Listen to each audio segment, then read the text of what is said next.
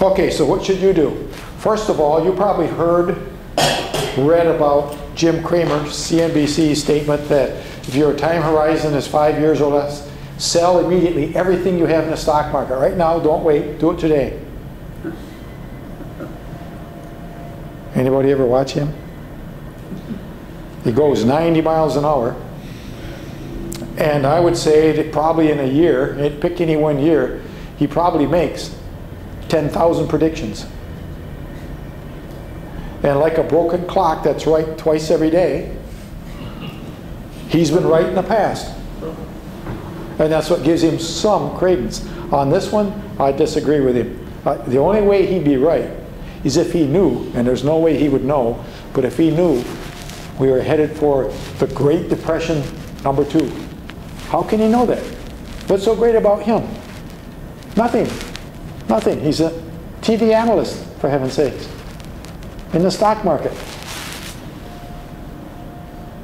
He doesn't have a crystal ball either. That works. He's like the broken clock.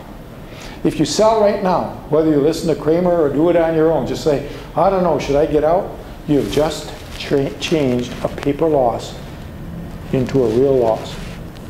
When you have stock and it goes down in price, you haven't lost anything until the day you sell. And if you sell, then you change the paper loss into a real loss. That is the last thing you want to do. When you want to sell, when the market's high or at its bottom. See what I'm talking about here? You sell now, you put it at, you've gotten out at the bottom. Then what do you do with your money? Cramer would say, put it in a bag someplace. And when the market drops, buy everything back. You can buy more because the stocks will be lower. Instead of the Dow being at 10,000, it'll be down to, I don't know if he said, but let's just say 7,000. In theory, this is perfect. It never works. It doesn't work. Nobody can time the market. First, you've changed the paper loss to the real loss. Secondly, if you put your money in a bag, there goes the... You might have a real expensive mouse nest. Where are you going to put your money? In a mattress? In a basement? In a safe deposit box? What's safe? Buy bonds? Absolutely not. Bonds right now have been driven up by the demand. So if you bought bonds right now, first you'd be buying them at the highest price they've been in years. And when the price goes up, the interest rate yield goes down. So you'd be locking in at a high price and a low interest rate. Just as nuts as selling your stock right now. You've got to wait it out. The only reason Cramer or anybody selling right now will be right is if the broken clock comes up and it says, Great Depression. But we can't lead our lives expecting the worst. If that's the case, you better start worrying about the big asteroid that's going to come. And the sun's going to burn out. And there's going to be a black hole that's going to vaporize the Earth whenever they fix the problems in the super collider under the border of France and Belgium. Worry about all these things. And global warming, and now they're worried about global cooling again because there's no sunspot activity. We can't plan our lives based on the absolute worst that will happen. It's okay to think about these things. It keeps us honest. What we have to do is look at long-term trends. The market has always come back. Always. Always. 80 years it's been all over the place. The 80-year average, 10% per year. And that includes the Great Depression. That includes World War II, the Korean, I can't name all the wars, right? That includes some highly suspect presidents. You would know about that, right? That's your area, right? We survived the 1970s, for heaven's sake. And we still got 10% return per year. There always are calamities. We've always recovered. Keep your money where it is. And in fact, it's like we're in a dollar store right now. Everything is on sale. You got your dollars, and you're looking around and saying, oh, look at that, that's only $1. That Target is $6. Oh, look at this, this is only I usually have a hard time trying to decide which is the next stock I'm going to buy. And now it doesn't matter. Any of them. I drool like a little kid in a candy store. I'm looking at them all and thinking, oh yeah, I'm going to buy that. But then I say, oh, but look at that one. They're all on sale. People with the nerve and the money, and that may not be you, are getting into the stock market right now. And I have a feeling 5 years from now, they're going to look back and say, oh wow, I made a lot of money. Or they'll be in a nut house. Right? Because Jim Cramer was right. No, I don't think that's going to happen. We can't lead our lives preparing for the next catastrophe. That's not the rational approach. So sit tight. I would say if you have enough money where it matters, meet with your financial advisor. It would help if your financial advisor is a certified financial planner, because if you meet with your advisor who's a broker, he's going to say, buy stock.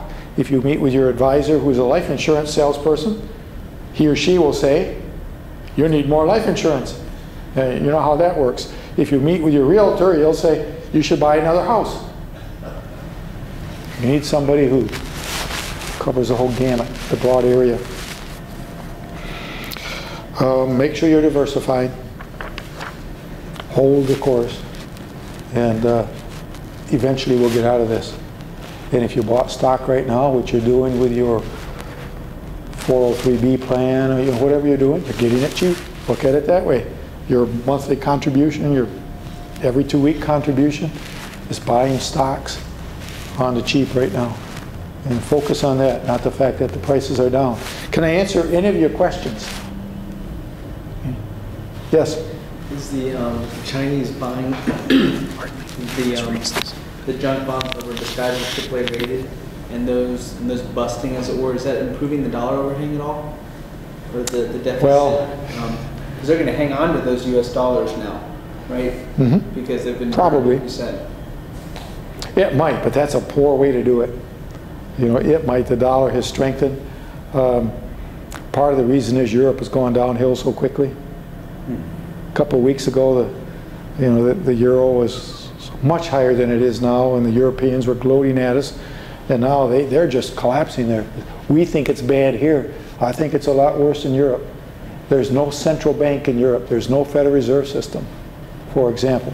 They don't have a Fed that can pump money in like we do. What they have are just all these countries that belong to the European Union, and each country's on its own. Ireland, for example, said, okay, things are bad here. We are going to guarantee every dollar of deposit in our, was it 5 or 6 largest banks? Unlimited, if you want, FDIC insurance. Well, the law of unintended consequences, that would make people feel good who have deposits in these banks, but money started flowing in across the world saying, oh yeah, they're going to guarantee my money? And there was a tremendous inflow of money into Ireland and out of other countries, especially other European countries. So one after the other now, the European countries, their individual banks have said, uh-oh, look what's happening, our money's leaving for Ireland. They've done the same. Last count, I think 6 or 7, maybe it's more now, banks had guaranteed every penny. That's not a coordinated effort. And what we see then is economies of different countries in Europe are sort of trying to outsmart each other, and, instead of a nice, unified Federal Reserve, which, except for creating the housing bubble, is doing okay. Pumping money out there, untold money. What's it going to cost you? Doesn't matter what it's going to cost you. That's not the point to focus on. When the U.S. House voted down the rescue plan, the Dow dropped 777 points in 6.5 hours of trading. Up to $1.4 trillion of wealth was destroyed in the U.S. by stocks dropping in 6.5 hours. 1.4 trillion. The bailout they were arguing about was 700 billion. Nice going, House. We're trying to save you, the taxpayers, 700 billion. And in 6.5 hours, their inactivity cost us 1.4 trillion.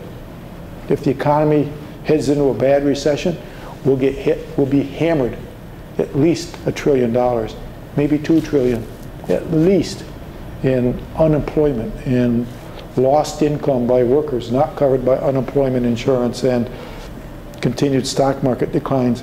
So the 700 billion, peanuts. And we may get most of that back down the road. I don't know, did I answer your question? China?